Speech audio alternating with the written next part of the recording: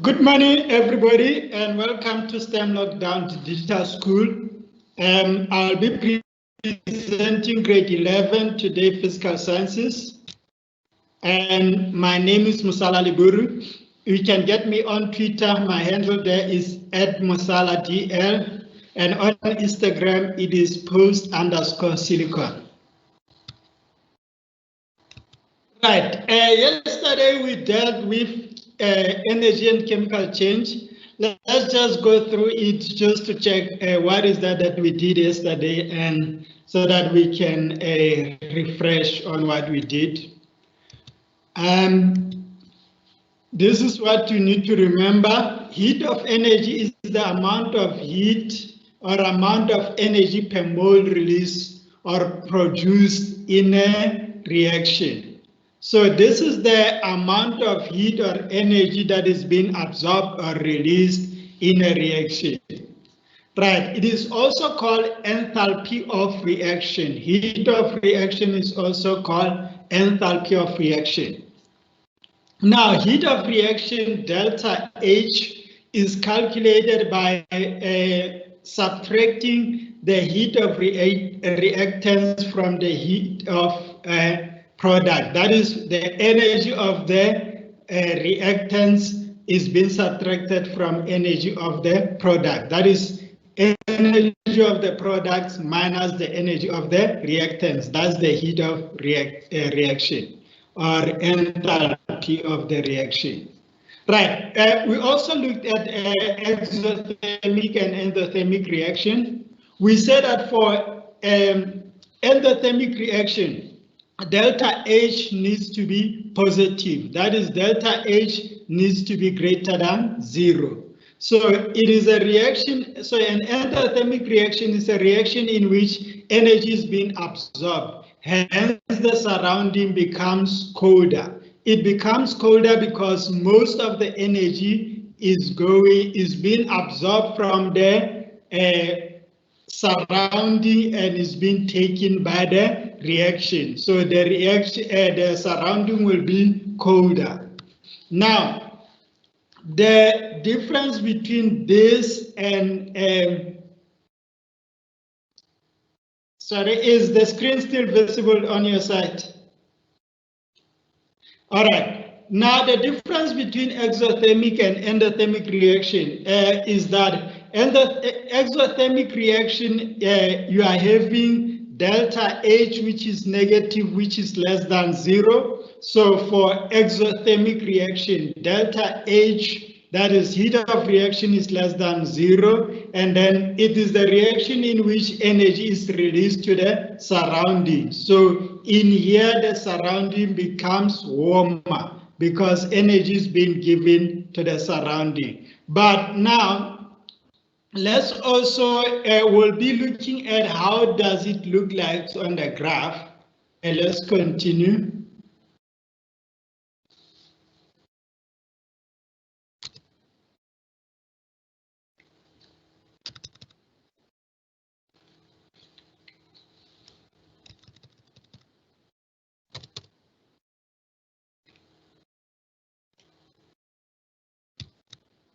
All right.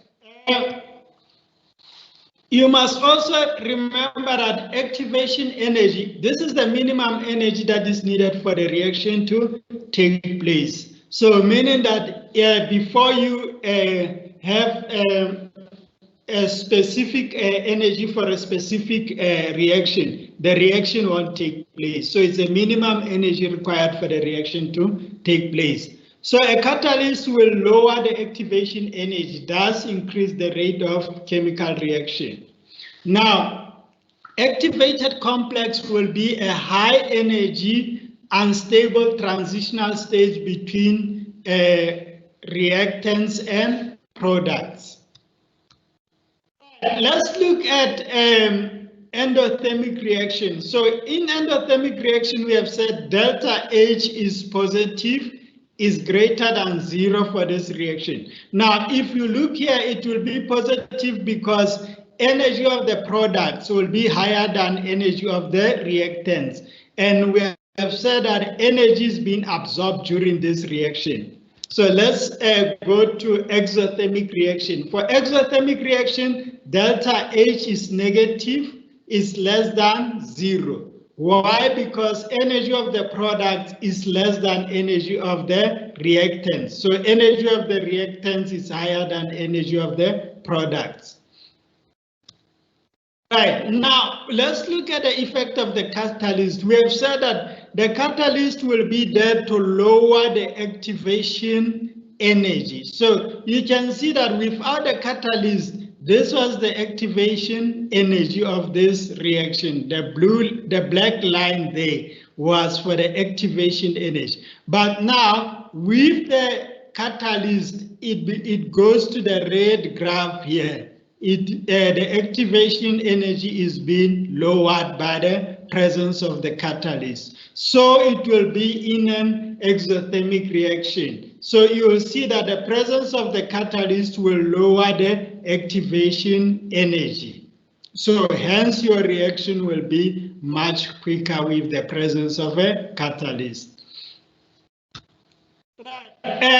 We've also dealt with this particular exercise that we dealt with, and the first term was there, define an activation energy, and then looking at this reaction of butane plus oxygen giving you carbon dioxide and water. Your delta H is negative here. What does that mean? It simply means this is an exothermic reaction. So it's an exothermic reaction. The reason for that is that delta H is negative. Delta H is less than 0. And then what is an activation energy? It is a minimum energy required for the reaction to take place.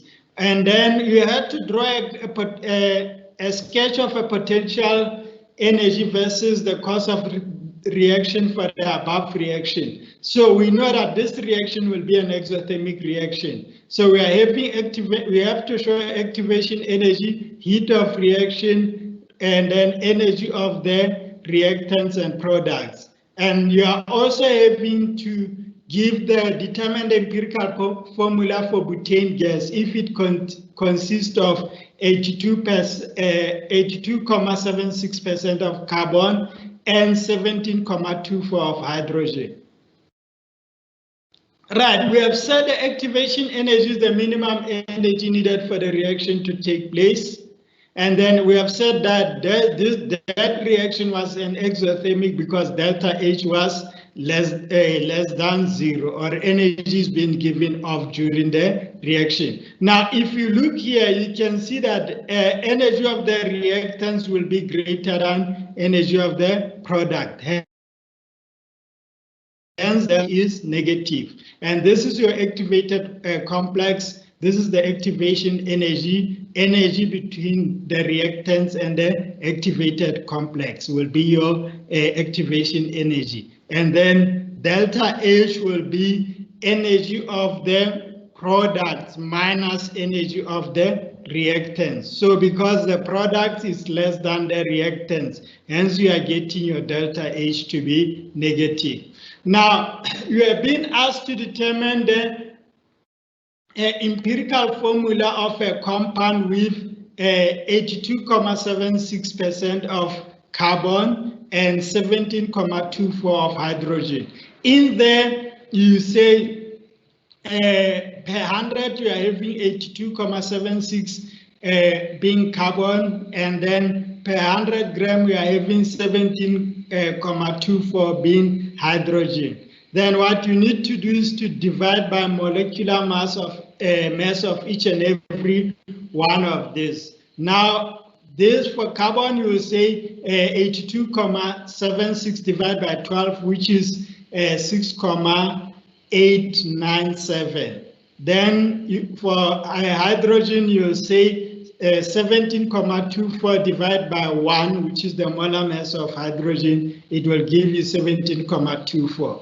Then you divide by the smallest number, which is 6.897. You get a 1 here, you get a 2.5. And then now, because you need to be working with whole numbers, you convert this to be whole numbers, then you'll be getting this as your whole numbers. So it will be a 1, a 2 for carbon, and then a 5 for hydrogen. Remember, the molecular formula of butane will be C4H10. So it means this will be multiplied by 2 if we are to get a molecular formula. So this is the simplest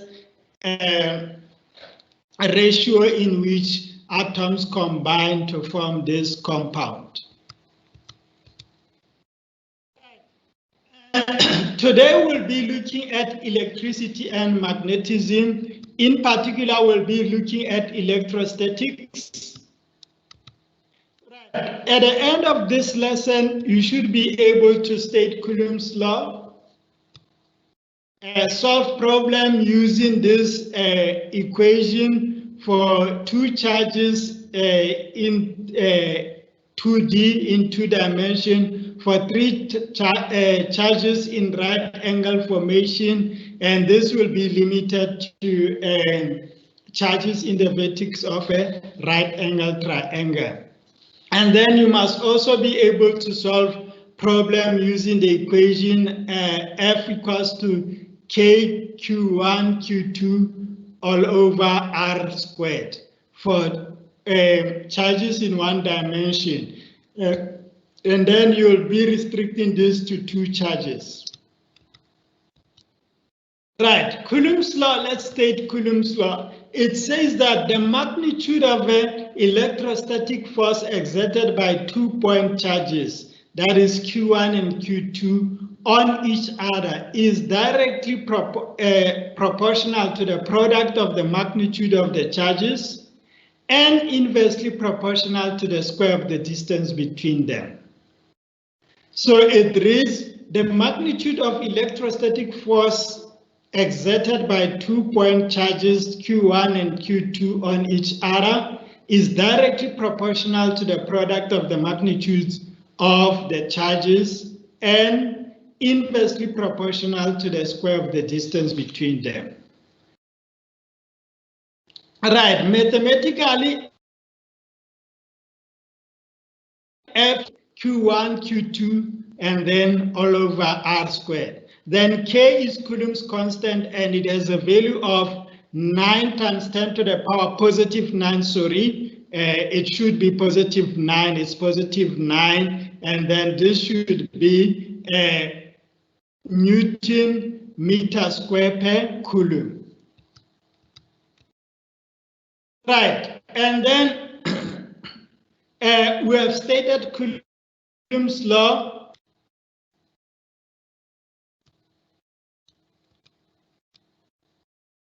Right, this should be positive. Now, let's try to do this together.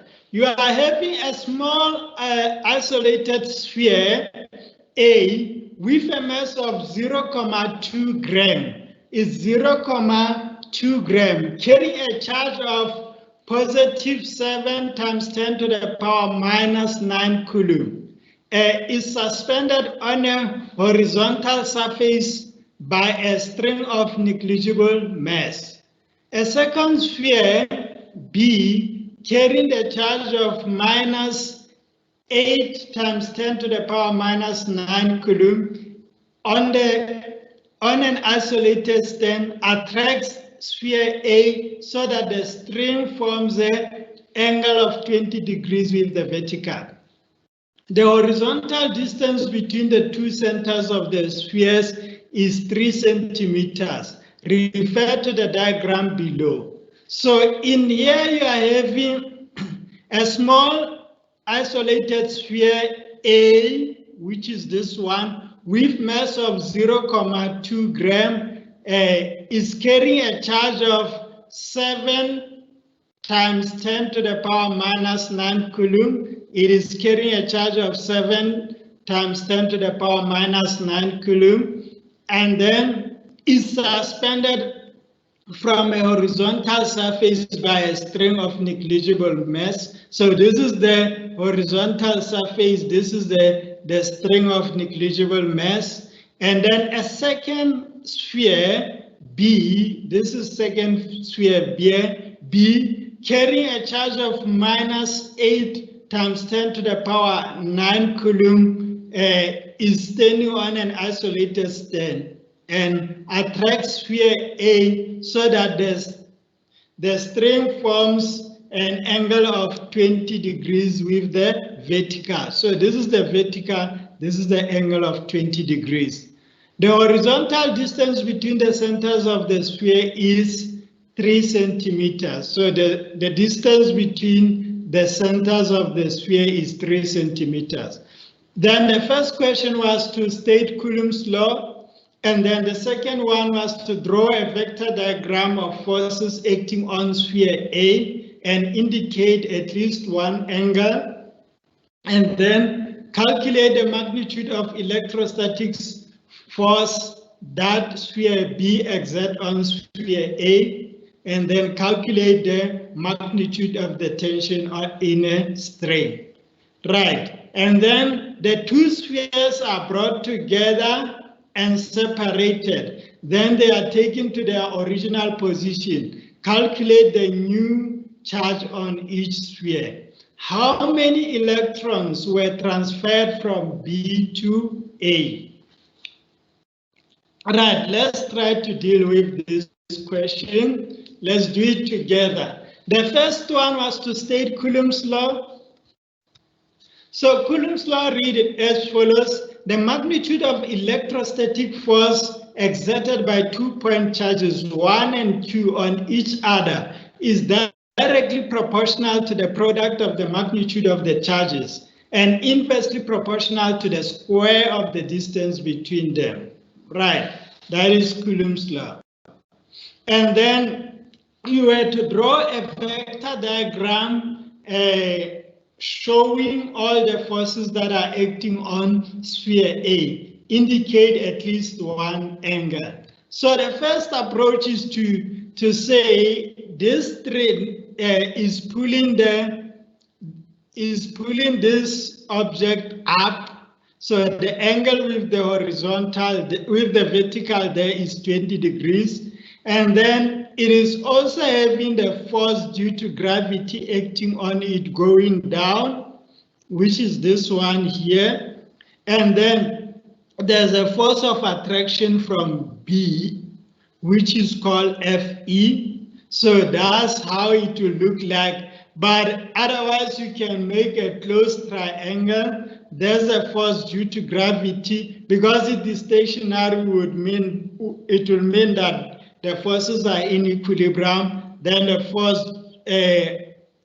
electrostatic force of attraction from B, which is pointing in this direction, and then the tension on a string, which is upward. So that will be the forces that are acting on this particular object. Right, let's carry on. The next question was, calculate the magnitude of electrostatic force that B exerts on A and calculate the magnitude of the tension in a string. Right, I've just made a snapshot of this diagram so that we can keep on referring to it as we are proceeding with our solution. Now we know that F equals to K Q1 Q2 over R squared. Now we know that this should be sorry, it's a typo here. It should read as 9 multiplied by 10 to the power 9. It should be 9 multiplied by 10 to the power 9. Not 9 to the power 9, but 9 multiplied by 10 to the power 9. This should read as 10 to the power 9, and then this should then be 7 times 10 to the power minus 9, and then minus 8 times 10 to the power minus 9 multiplied by 0.03, because this is 3 centimeter. Then if you divide that by 100, you'll be getting 0.03. And then answer should be F will be equals to 5,60 times 10 to the power minus 4. And then now coming back here, we can then say calculate the magnitude of the tension in the spring. So we can calculate this Fg. Fg equals to what? Equals to mg, which is 0,2 multiplied by 10 to the power minus 3. Remember, the mass was given in grams was 0,2 grams. So if you convert that, you divide by minus 3, multiply by 9.8, which is 1,96 multiplied by 10 to the power minus 3. Then we know if we are having a triangle like this, we can say that T squared equals to Fg squared plus Fe squared. Then we know the magnitude of Fg is this one, 196 times 10 to the power minus 3 squared. And then Fe is 56 times 10 to the power minus 4 squared. And then T will then be 204 times 10 to the power minus 3 Newton. So, pardon me, here you are supposed to have 9 multiplied by 10 to the power 9. All right. Now, this will be, we are having the magnitude of the tension in the tension force in the string. So let's carry on. You have been told that the two spheres are brought together and separated, and they are taken back to their original position. Calculate the new charge in each of the spheres and how many electrons were transferred from B to A. Right. So I've also taken back that snapshot, brought it here. So the new charge will be equals to Q1 plus Q2 all over 2. So in here, you will have charge of sphere 1, which is 7 times 10 to the power 9, plus a charge of Q2, which is minus 8 times 10 to the power minus 9, divided by 2. So therefore, this will be, the overall charge will then be 0,5 times 10 to the power minus 9. Right, that will be the new charge in each and every one of those particular spheres.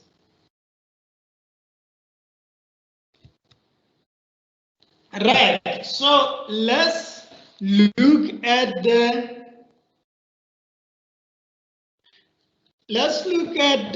second question. How many electrons were transferred from sphere B to sphere A? How many electrons were transferred from sphere B to A? Now, number of electron transferred will be equal to charge transferred over charge in an electron. It is charge transferred over charge in an electron.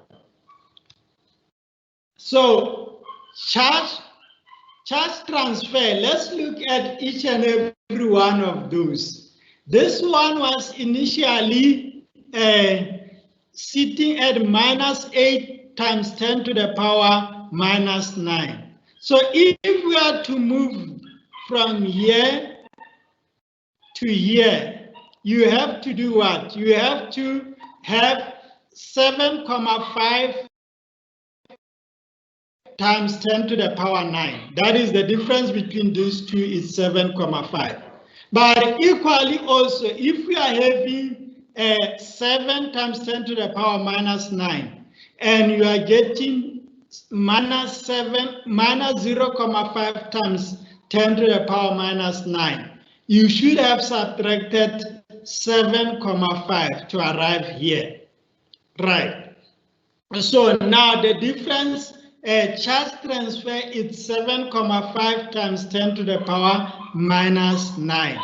Then we divide that by the charge on an electron. A charging on an electron will be given with your formulae. It will be given with a constant at the back of your question paper. So it is a charge on electron is 1,6 times 10 to the power minus 19. So number of electron transferred.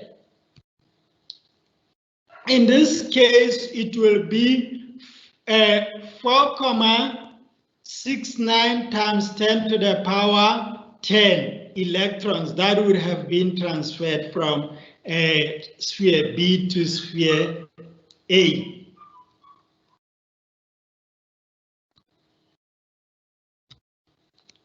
Right, what I'm going to do now in the next few minutes, I'm going to be allowing you to do this particular activity. Try and see what is that you can have a snapshot of it, and then I'm going to allow 2 minutes, and then what I'm going to do, I'm going to go all over through this exercise again.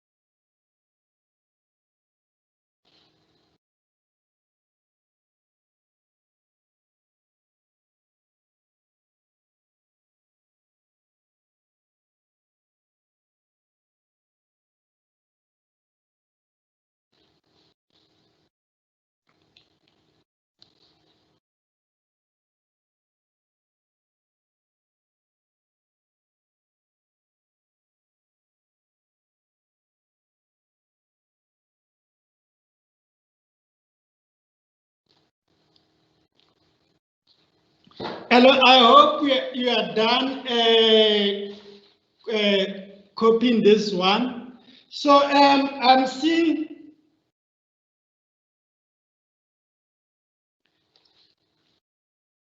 Thierry, can you hear me?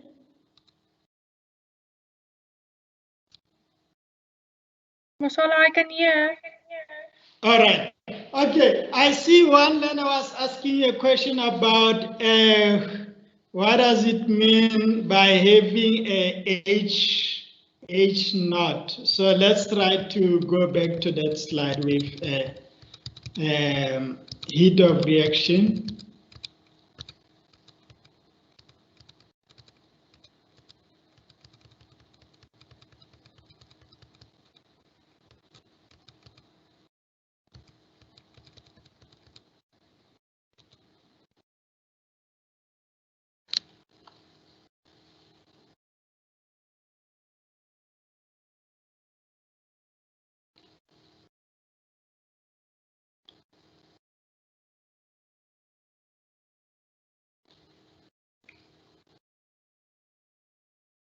All right, let me just repeat what we said yesterday.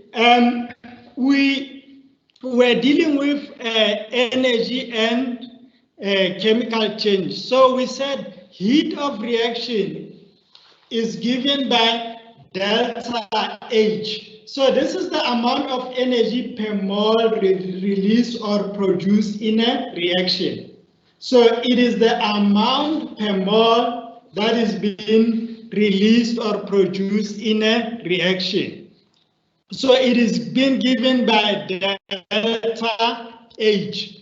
So it is also called enthalpy of the reaction. It is called enthalpy of reaction. Heat of reaction is also called enthalpy of reaction. And then this is delta H can be calculated using the formula energy of the products minus energy of the reactants. So delta H is being given by energy of the products minus energy of the reactants. And then exothermic, we looked at exothermic reaction and endothermic reaction. So we said that in case of an endothermic reaction, delta H will be greater than 0. That is energy of the, in here, energy of the products should be higher than energy of the reactants. So hence, delta H will be greater than 0. So that is the reaction. An endothermic reaction, it will be a reaction in which energy is being absorbed. Hence, the surrounding will become colder. Because remember, in case you are, the reaction is taking place in the test tube, the test tube will become colder because energy would have been absorbed by the reaction. So in case of endothermic reaction, energy will be absorbed by the reaction. Because energy would have been absorbed, energy of the products will be higher than that of the reactants. Hence, when we are looking for delta H, your delta H will then be positive because your energy of the products would be higher than that of reactants because the reaction would have absorbed the reaction would have absorbed the energy from the surrounding. Right, now what about exothermic? Exothermic delta H for exothermic reaction will be negative. It will be less than 0. So why would it be less than 0? Because energy of the products will be less than energy of the reactants. Energy of the products will be less than energy of the reactants. So what does that mean? It simply means this reaction would have released energy. So exothermic reaction is the reaction in which energy is being released. So how do you then realize that energy is being released? Generally, the surrounding will become warmer or hotter. Right.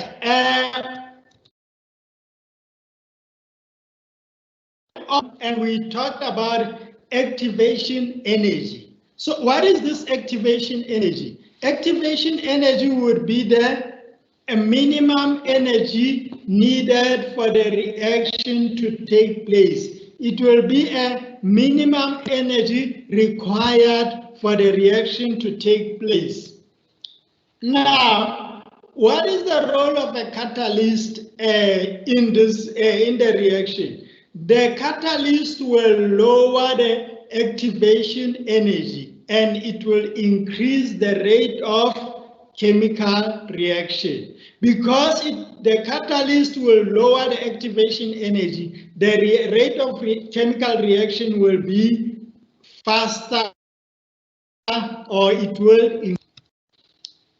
Right, and we have also identified what we call an activated complex. So what is an activated complex? It's a high energy unstable transition state between the reactants and the products. So activated complex, it is a high energy unstable transition state between products and reactants. Right, now let's try to represent whatever we have been saying graphically. Let's look at endothermic reaction. We have said in case of endothermic reaction, delta H, which is heat of reaction, is greater than 0. It is positive. So if you are having any positive number for heat of reaction, you must know that that reaction is an endothermic reaction. So how did we define an endothermic reaction? We have said an endothermic reaction will be a reaction in which heat is being absorbed. So now if you look at this diagram, you can see that energy of the product is higher, is above, is higher than energy of the reactant. So it means during the reaction, energy was absorbed.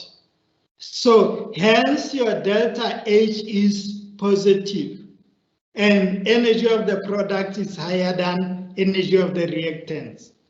And also from the surrounding, if the reaction is taking place in the test tube will become colder on the outside simply because energy would have been absorbed by the reaction. So this one normally you need to supply energy for it to take place.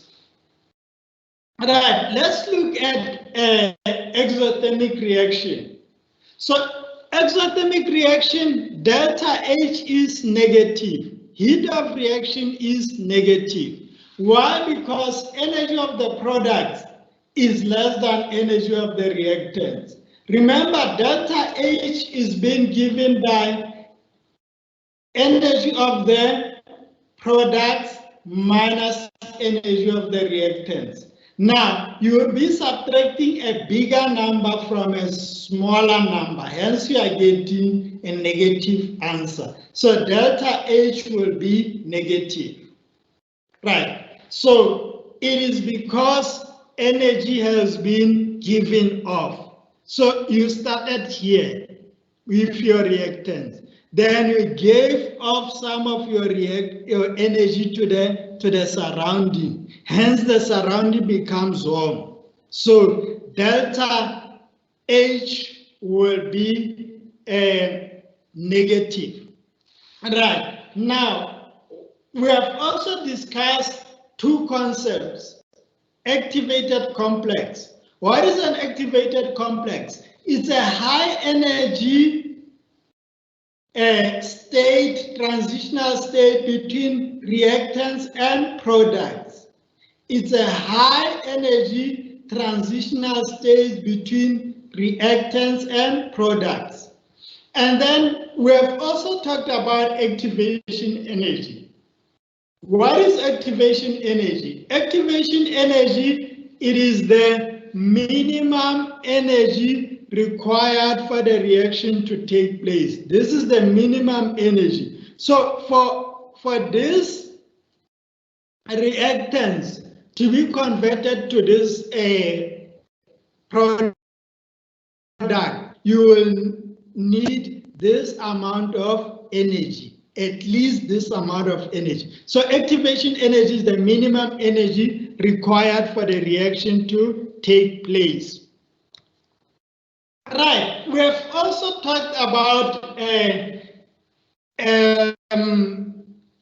role of a catalyst. What is the role of a catalyst in a reaction? We say it lowers the activation energy. So the activation energy was here. Now with the presence of a catalyst, it is being lowered. Right, let's also look on the right here. If we are introducing a catalyst, the activation energy will be lowered. So it has been lowered with the presence of a catalyst. Right, Yesterday, we dealt with this particular reaction. We said the equation for the combustion of butane gas is given below. So in here, you are having butane burning in oxygen to produce carbon dioxide and water. And this is an exothermic reaction. Why? Because delta H is negative. Now, the first question was to define the term activation energy. So activation energy, what did we say it is? It is a minimum energy required for the reaction to take place. Activation energy is the minimum energy required for the reaction to take place. Right. And then exothermic reaction. Is this a reaction, combustion of butane exothermic or endothermic reaction? I've said it's exothermic. Why? Because your delta H is negative. Your delta H is negative, is less than 0. Right. So sketch the graph of potential energy versus the cost of energy for the above reaction. Clearly indicate the following on the graph.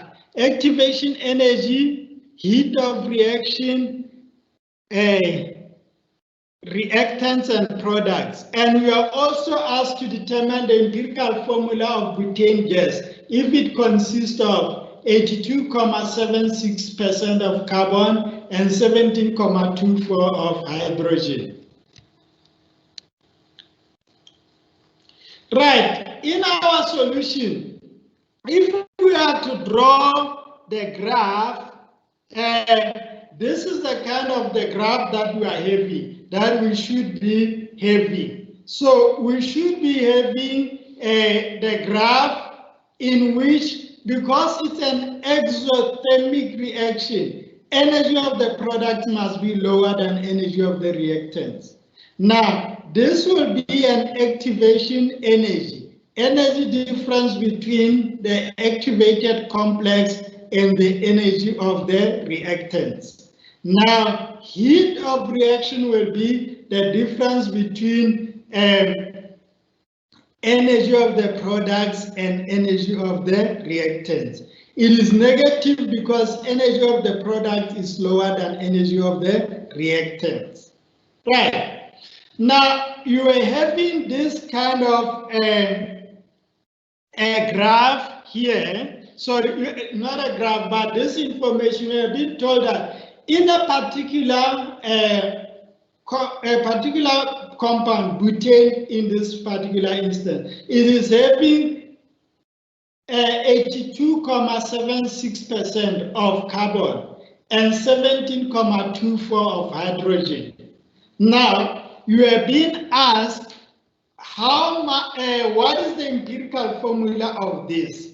Now, getting the empirical formula of this would be 82.76 divided by 12, getting 6.897, and then 17.24 divided by 1, getting 17.24, and then the ratio here, you can see that it's not in a whole number form. Then we convert everything to a whole number, then we are getting C2H5. So I hope that answers your question. Now, you are unlikely to be having delta H to be equals to 0. Remember, when a reaction is taking place, you are forming bonds and you are breaking bonds and forming new bonds, or you are forming new bonds. So for you to do that, there must be energy transition. So your delta H, if the reaction is taking place, will be unlikely to be 0.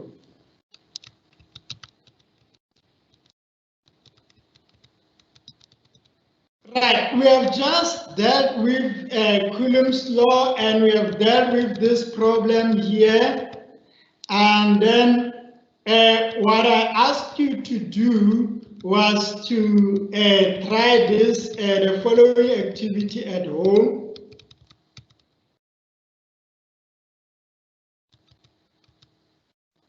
This particular activity, you may have a snapshot of it so that you can do it at your own time.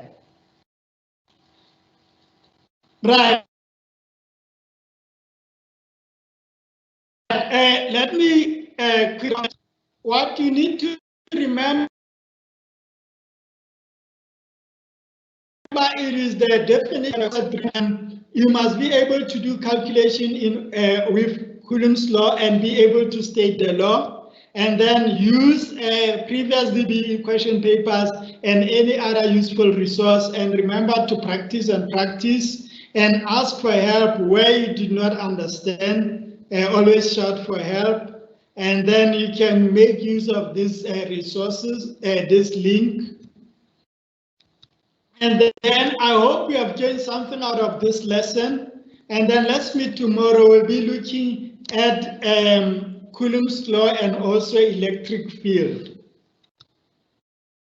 Right, get me on you can contact me on the following contact. My email is mosala.liburu@gmail.com, and then on social media my Twitter handle will be @mosaladl, and then my Instagram will be post_silicon. Until we meet again, thank you for listening. Bye-bye.